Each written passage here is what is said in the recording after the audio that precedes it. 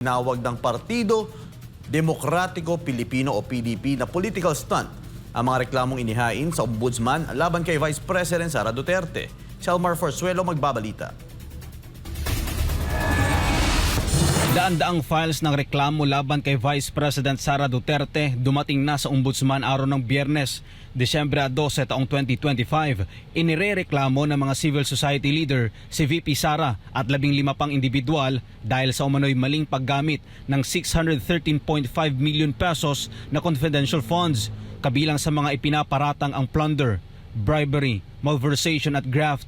Marami naman sa mga taga-suporta ng pangalawang Pangulo ang naniniwala na ang nasabing hakbang ay bahagi ng political persecution laban sa mga Duterte para humina sa darating na halalan. Para kay PDP Deputy Spokesperson Attorney Ferdinand Topacio, ang paghahain ng plunder charges ng ilang society leaders laban kay Vice President Sara Duterte ay isa lamang political stunt. Dagdag pa ni Topacio, paulit-ulit at nire-recycle lang ang mga kasong isinasampa laban kay VP Sara. Binigyan diin pa ni Topacio na kung seryoso ang administrasyon na papanagutin ang mga umabuso sa pondo ng bayan, dapat anyang unahin ang mga miyembro ng Kongreso na anya'y ginamit ni Pangulong Bongbong Marcos Jr. sa paggawa ng mga insertions.